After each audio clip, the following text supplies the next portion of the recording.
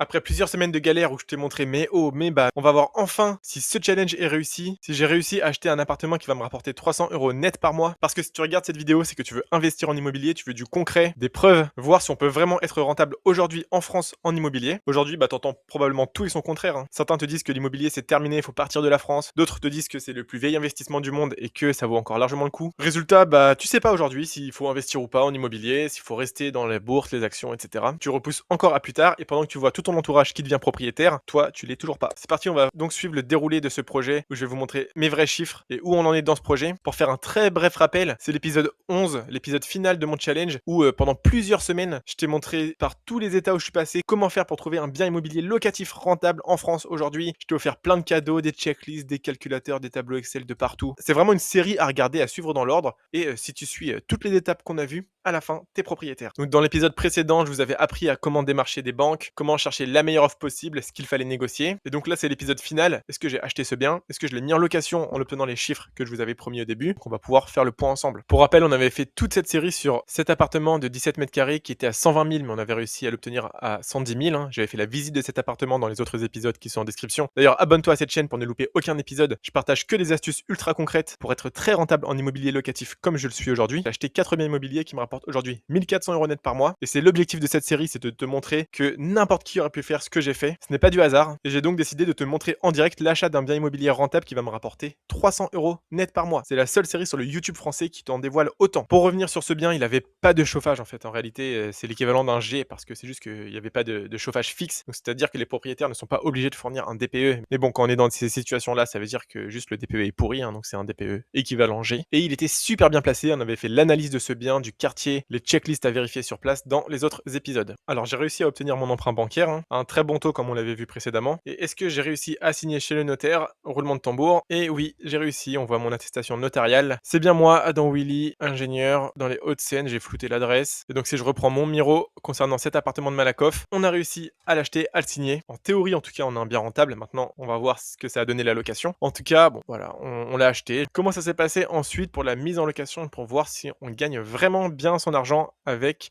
ce bien immobilier? Alors déjà, il y avait des travaux à faire. On a vu qu'il y avait un très mauvais DPE. J'ai montré les travaux de remise en norme d'électricité avec les devis dans les anciennes vidéos. Là, je peux te montrer un avant-après de cet appartement du coup. Alors pour donner un tout petit peu de contexte, hein, voici pour rappel la vidéo que j'avais prise en visite dans l'appartement. C'était vraiment le bazar pour rester poli. Là, c'est la salle de bain, la cuisine et le salon où bon, c'était assez compliqué de comprendre si c'était un bien intéressant. Alors qu'est-ce que ça a donné du coup une fois l'appartement vidé? Alors il était comme ça. C'est les vraies photos que j'ai prises avec mon téléphone. Plutôt bien agencé, hein, il n'y a aucun espace qui est perdu. Tu rentres, tu arrives directement dans la pièce principale, la cuisine, la salle de bain, assez vieillotte mais fonctionnelle. Donc j'en ai eu pour 10 000 € de travaux. On peut voir ici par exemple ce que ça a donné pendant les travaux. Toujours pour cet appartement de Malakoff du coup. Le salon, alors on dirait que c'est minuscule vu comme ça, mais je devais être en grand angle parce qu'en vrai ça reste quand même largement vivable. Les travaux, une fois qu'on a mis les néons au plafond, là on voit que ça commence à super bien rendre en tout cas en photo. Et voici les résultats après les travaux. Ça a pris un peu moins d'un mois. On voit qu'il est super beau, agréable. Le sol a été lustré. J'ai mis des murs de couleur, des néons au plafond, de l'isolation de partout, du double vitrage de partout pour faire améliorer le DPE. Ça c'est moi en plein milieu de tous ces travaux et en train de monter les meubles. Et la salle de bain, j'ai décidé de faire un mur gris, du sol noir, de faire un truc un peu hôtel de luxe finalement. Je suis super satisfait du résultat. Dites-moi si en commentaire en tout cas vous vous attendiez à un tel glow-up de l'appartement. Pour rappel, hein, avant c'était ça. Donc on voit vraiment la différence finalement de rendu. Donc je vous ai montré les travaux pour cet appartement. C'est toujours le même, hein, c'est celui qu'on voit depuis le début. Hein. Là vous voyez vraiment l'évolution d'un projet. Ensuite, pour la mise en location. Alors, il y avait différentes possibilités pour ce studio. La location courte durée, c'est interdit pour plein de raisons. Si jamais ça t'intéresse, j'ai fait une vidéo entièrement dédiée à qu'est-ce qu'on a le droit de faire ou pas. Et là, je rentrais dans aucune case, donc j'avais pas le droit de faire de la location courte durée type Airbnb. Je vous avais promis de la location longue durée en plus, hein, pas de la courte durée qui est assez chronophage, même si ça rapporte beaucoup d'argent parce que j'en ai fait à côté aussi. Donc il me restait de la location longue durée. Alors pour me lancer, j'ai décidé de le mettre en location moyenne durée. Ça fait partie de la famille des locations longue durée, mais c'est juste qu'on cible des locataires juste de quelques mois parce que je voulais tester la demande, le prix du marché pour être sûr. Et donc je l'ai mis en location à 1150 € par mois. C'est pas une blague, hein, vous avez bien lu. 1150 € par mois pour un studio dans le 92 de 18 mètres carrés en location moyenne durée. Et ça a marché, j'ai trouvé des locataires. Je peux vous montrer le bail qui a été signé si vous voulez. Regardez, je l'ai mis en location à 1150 € par mois. Alors en location moyenne durée, sachant qu'ensuite, juste après que ce locataire soit parti, je l'ai mis en location à 950 €. Encore aujourd'hui d'ailleurs en location longue durée. Alors que pour rappel, je dois que 620 € de mensualité bancaire. Ça c'est c'est une capture d'écran de mon relevé bancaire du coup. 620 € de mensualité bancaire. Pour un loyer de 1150 €. Ça fait 530 de cash flow net, 400 € de net, donc le net après impôt, après toutes les charges, pour de la location moyenne durée qui fait partie de la famille de location longue durée. Même si en vraie location longue durée, longue cette fois-ci, du coup j'ai mis un loyer à 950. Ce qui fait entre 200 et 300 € net, donc le net final après impôt, de cash flow positif dans ma poche. Ça fait beaucoup débat ces chiffres. À chaque fois les gens me disent c'est pas possible de le mettre en location. À ce prix-là, beaucoup de personnes ne me croient pas et c'est normal, hein, moi non plus, j'aurais jamais cru si on m'avait dit ça auparavant. Pourtant tout ça, ça a été possible grâce à un seul truc qu'on va voir juste après, qui est une technique de location qui permet d'appliquer ces tarifs. Donc là, c'est ce qu'on a vu, hein, je vous ai montré les mensualités bancaires, les loyers qui étaient appliqués en location moyenne ou en location longue durée, le cash flow final que j'ai dans ma poche à la toute fin. Donc bon, on peut dire quand même que le contrat a été rempli, hein. Je suis à un peu plus de 300 € de cash flow net en location moyenne durée et un petit peu moins en location longue durée. J'estime avoir fait ma part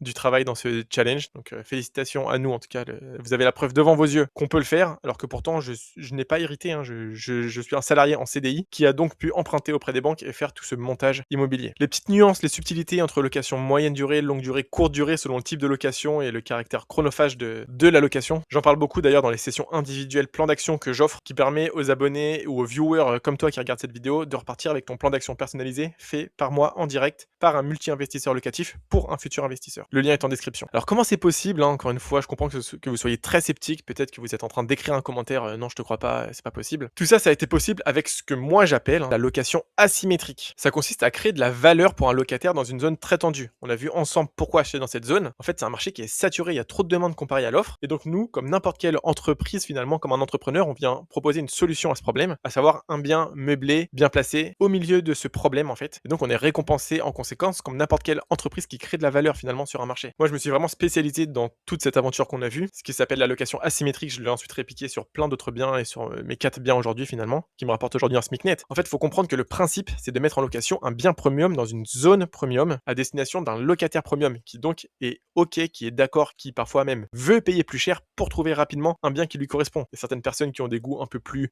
premium que la moyenne de la population. C'est ces gens-là qu'on va viser en leur proposant, oui, un loyer beaucoup plus cher, mais en échange, ils trouvent rapidement, facilement et un joli bien. Voilà, c'est le secteur, peut-être pas du luxe, mais en tout cas du caractère premium de la location. Et c'est sur ce créneau que je me positionne. Et même en location longue durée, pour rappel, il est à 950 € aujourd'hui, ce bien en location. Là, je t'ai montré par A plus B comment gagner 300 € par mois de revenus complémentaires en étant un total débutant. Comme on le voit ici, il n'y a pas d'opération complexe. Et ça, c'est mon plus gros combat.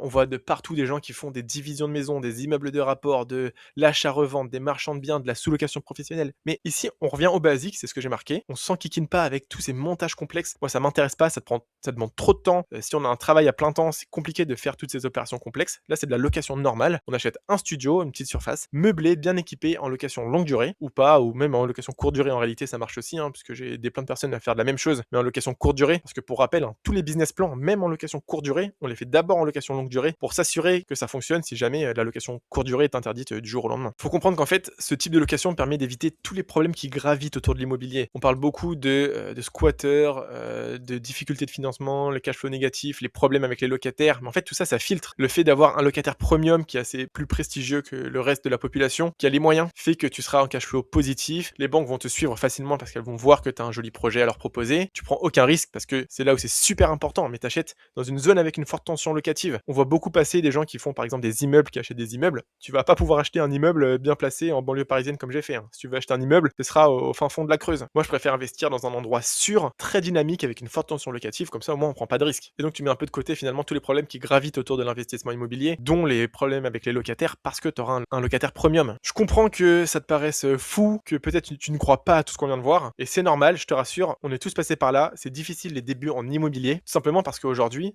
la majorité investit comme en 2010, alors que le monde a changé. Les taux d'emprunt à 0,5 à l'époque, c'est terminé, le plafonnement des loyers, la loi parfois qui protège un peu plus les locataires que les propriétaires. Si t'as pas la bonne méthode aujourd'hui, c'est pas possible d'être en cash flow positif, de manière simple, bien placé dans une zone tendue, proche de chez toi, de manière efficace en fait. Le problème pour les gens qui investissent en immobilier locatif et qui trouvent pas, c'est pas qu'ils trouvent pas, parce que peut-être que toi aussi qui regardes cette vidéo, mais en tout cas t'es en train d'essayer, tu regardes des vidéos, tu te renseignes, t'essaies de sortir de cette situation. Le problème ici, c'est les gens qui pensent qu'il faut attendre que les taux redescendent, ça je le vois beaucoup dans mes cession individuelle. Les gens qui pensent que pour faire une bonne affaire en immobilier, faut trouver le projet complexe au fin fond de tel département que le notaire a entendu parler en off-market. Pas du tout, hein. Ce bien-là, je l'ai trouvé sur quoi on l'a trouvé déjà? C'était sur Se Loger, en espérant faire de l'argent à la plus-value, alors que non. Tous ceux qui me disent je suis à l'équilibre ou en cash flow un petit peu négatif, mais c'est pas grave, bah non, du coup, tu fais pas de l'immobilier locatif rentable, tu fais ce qu'ils appellent de la spéculation. T'espères gagner de l'argent à la revente plus tard. Moi, je fais de l'immobilier locatif rentable, on essaye de gagner des rentes positives tous les mois. Même si c'est que 10 euros par mois, t'as réussi à faire de l'immobilier locatif rentable. Ça, c'est mon plus gros combat. On n'a pas besoin d'aller au fin fond de la France, faire des opérations complexes d'immeubles, de villas ou je ne sais quoi, pour t'en sortir. Là, on l'a vu par A plus B. Je t'ai montré toutes mes captures d'écran. J'ai fait la démarche avec toi. J'ai appelé les agents immobiliers avec toi. C'est un projet simple, classique, qui fonctionne parce que tout simplement, il a été fait intelligemment. C'est sûr que si tu suis la masse et que tu fais comme tout le monde, non, tu n'arriveras pas à être en gros cash flow positif tous les mois. Attention, c'est pour ça que je l'ai marqué en rouge. Je dis pas que les autres méthodes d'investissement sont mauvaises. Il y a peut-être dans le lot de ce que j'ai marqué ici, des immeubles de rapport, des Airbnb atypiques, des divisions des marchands de biens. Il y a peut-être des opérations qui sont extrêmement rentables, même beaucoup plus que ce qu'on a vu. C'est juste que ça correspond pas à ce que j'aime et à ce que je propose. Moi, je préfère faire des opérations simples, dans des zones simples qui sont très demandées où t'es pas obligé d'aller loin de chez toi pour trouver. Après, voilà, c'est pas du tout des mauvaises méthodes d'investissement. Si t'as le temps parce que, je sais pas, t'es freelance, t'es en CDD ou je ne sais quelle raison, t'as le temps peut-être de te lancer dans ces projets qui sont beaucoup plus chronophages, mais avec grand plaisir. Je crache pas du tout sur ces méthodes, elles restent quand même très intéressantes, hein. Elles correspondent juste un peu moins à un salarié en CDI. Alors, quelle est la suite vis-à-vis de cette location et de ce challenge finalement sur YouTube? Là, je t'ai montré par A plus B, je vois pas comment je peux être plus explicite que c'est possible de le faire, d'être rentable en immobilier locatif proche de chez toi, sans projet risqué complexe ou je ne sais quoi. Après, je vais être honnête avec toi, je ne t'ai pas tout dévoilé, notamment par exemple pour la recherche d'un bien rentable. J'ai dû cutter beaucoup de parties à l'écran, beaucoup de critères qui m'ont permis de sélectionner ce bien. Je t'ai pas montré comment estimer précisément les futurs loyers perçus et donc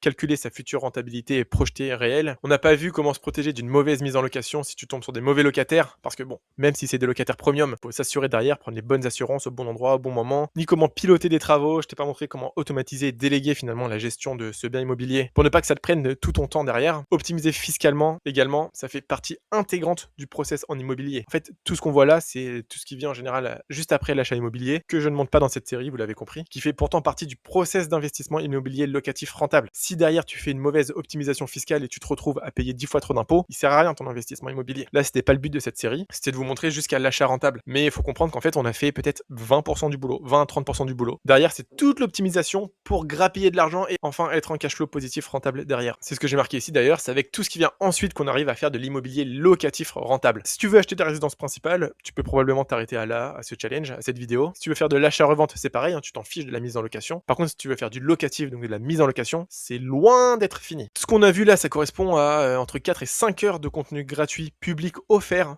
Et donc maintenant, j'ai envie de te dire, tout ça, ça a été gratuit. Imagine la qualité du contenu payant que je propose. Qu'on soit clair, là, je t'ai offert plus de 4 heures de formation gratuite en immobilier, 4 cadeaux d'une valeur inestimable que j'utilise moi-même encore aujourd'hui pour faire des achats immobiliers rentables. C'est pour ça que je te propose maintenant, si tu veux en savoir plus, pour recevoir ton plan d'action gratuit en immobilier fait par moi, multi-investisseur locatif, au cours d'une consultation individuelle que je t'offre. Le lien est en description pour réserver un créneau. Alors, je prends que 5 personnes par mois parce qu'après, ça me demande trop de temps. Donc, si t'es intéressé, va vite réserver ton créneau en bas. Et puis sinon, envoie-moi Miro sur Insta pour recevoir finalement toute cette mind map qui correspond exactement aux étapes à suivre dans l'ordre pour faire un achat immobilier rentable avec tous les sites, les cadeaux, les astuces à faire, les checklists. Donc tu m'envoies ça sur Instagram, je lis tous mes messages et je t'envoie le lien de cette carte avec plaisir. Donc si tu veux faire un projet immobilier locatif rentable, respecte ces étapes à faire dans l'ordre. Ça t'évitera, crois-moi, de faire des grosses erreurs que je vois beaucoup passer dans les entretiens individuels. C'est vraiment la checklist magique, une recette magique, j'aime bien appeler ça, pour devenir propriétaire locatif rentable jusqu'à l'achat, en partie du moins, parce que je rappelle que j'ai dû couper beaucoup de contenu